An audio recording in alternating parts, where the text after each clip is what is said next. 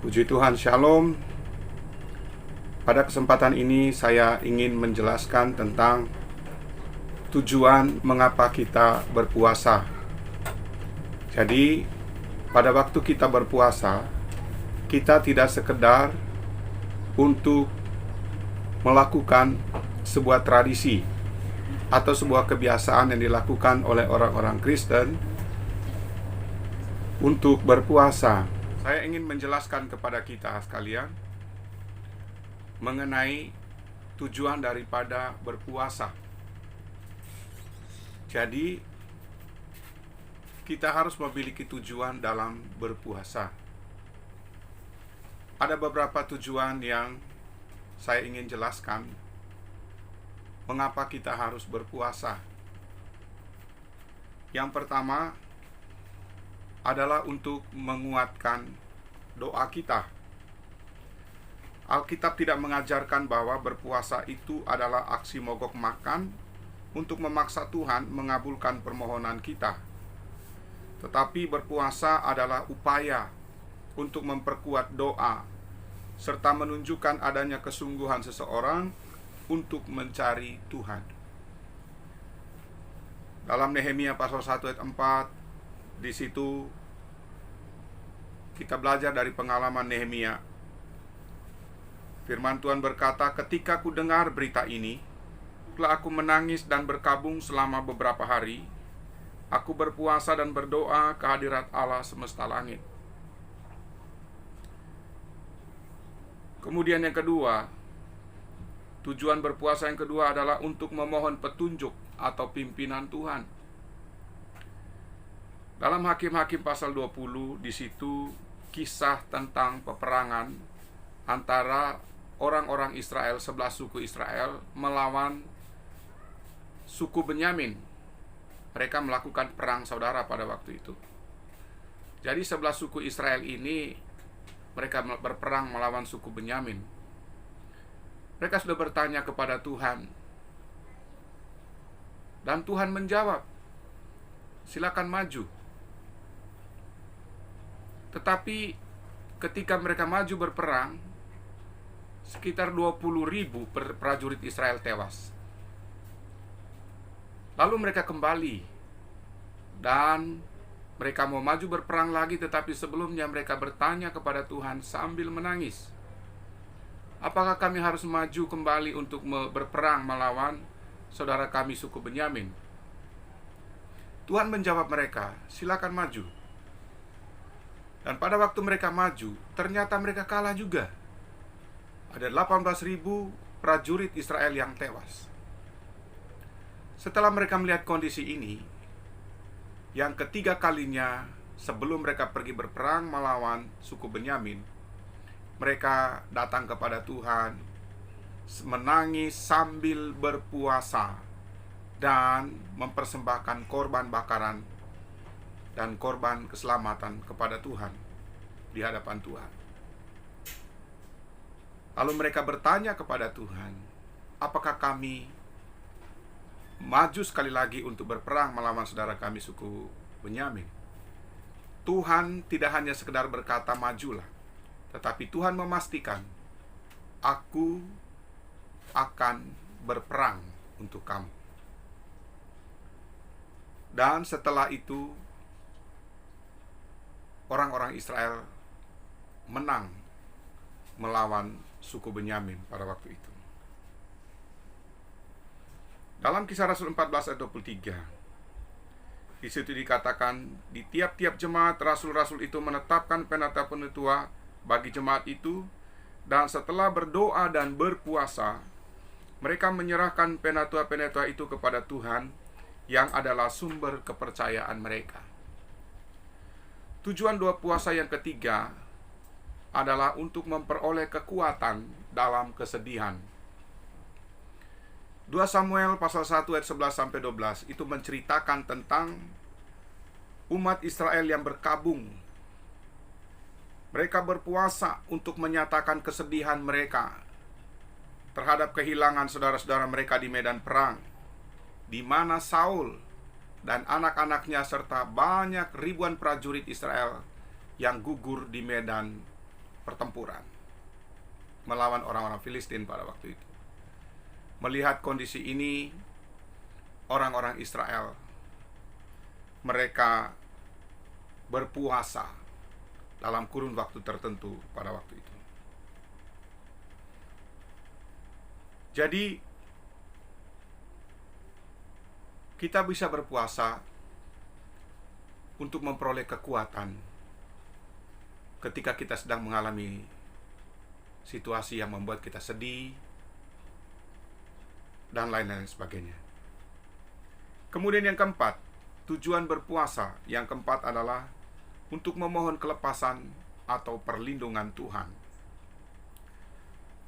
Kisah dalam 2 Tawarik pasal 20 ayat 3-4 mengenai Yosafat dan orang-orang Israel ketika mereka mendengar tentang berita bahwa pasukan orang-orang Moab dan beberapa bangsa lain yang akan menyerang orang-orang Israel.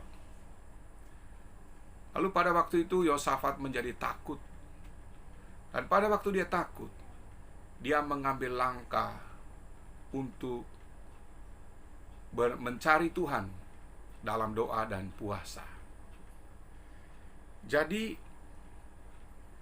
pada waktu kita sedang mengalami situasi yang sesak oleh karena masalah, oleh karena pergumulan apapun dalam hidup kita, salah satu langkah yang harus kita ambil adalah kita tidak hanya sekedar berdoa, tetapi kita berpuasa. Jadi ini merupakan salah satu tujuan mengapa kita berpuasa. Yang kelima, tujuan berpuasa yang kelima adalah untuk mengekspresikan penyesalan atas dosa dan menyatakan pertobatan serta tekad untuk kembali kepada Tuhan. Ini juga kisah di dalam Alkitab. Dalam 1 Samuel pasal 7 ayatnya yang ke-6.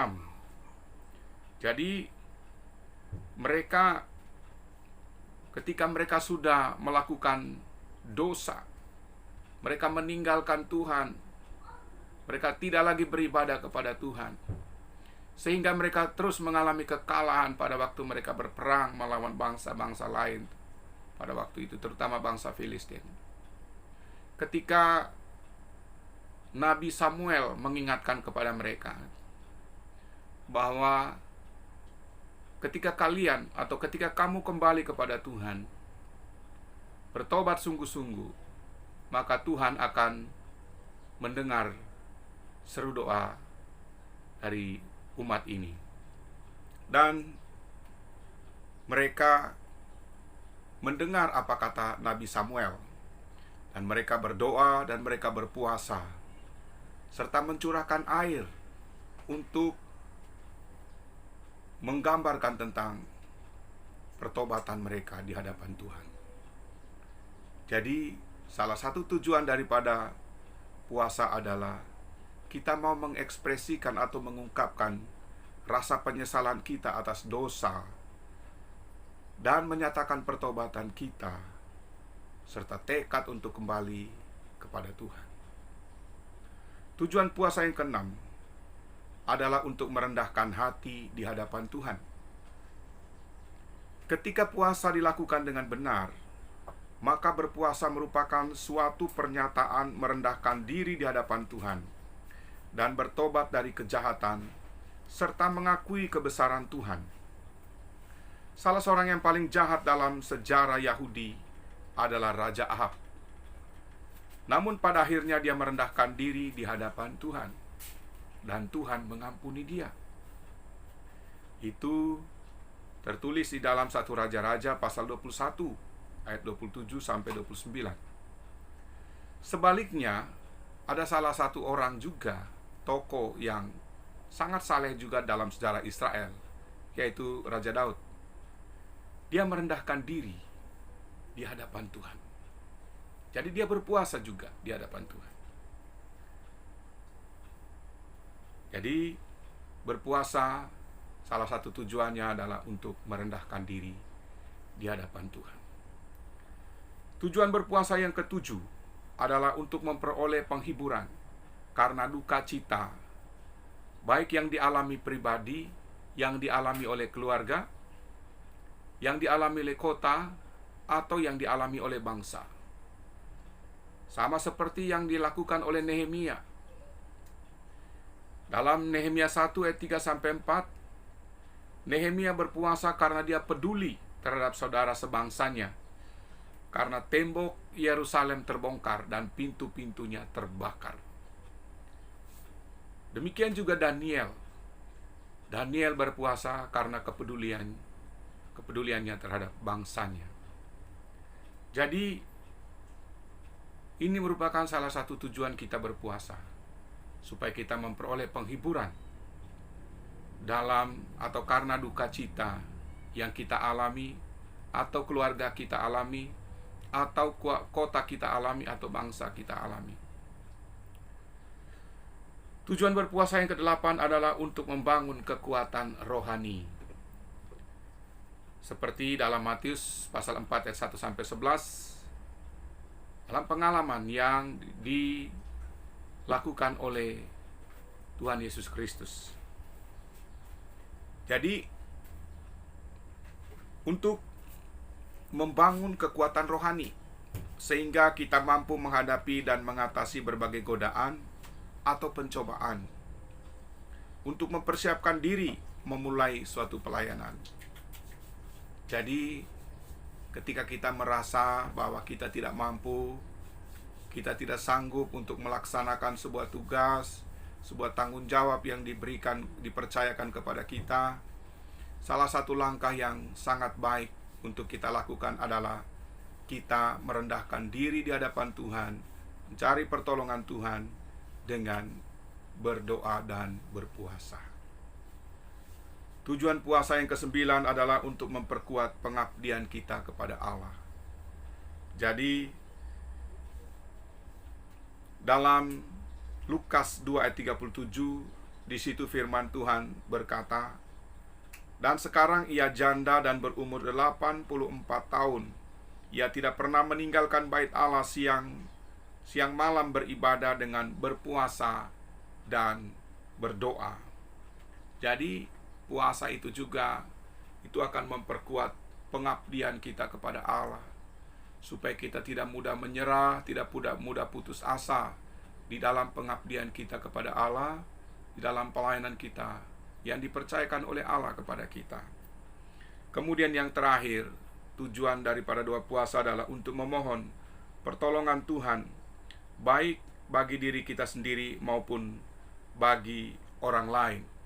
Sama seperti puasa yang dilakukan oleh Daniel. Ya, dia berpuasa untuk dirinya dan juga dia berpuasa untuk bangsanya. Demikian juga dengan kita. Kita juga boleh berpuasa untuk diri kita sendiri, dalam pergumulan kita atau rencana-rencana kita. Kemudian kita juga berpuasa untuk orang lain. Jadi, pada waktu kita melaksanakan doa dan puasa, kita harus melaksanakannya dengan tujuan yang jelas, tujuan yang benar.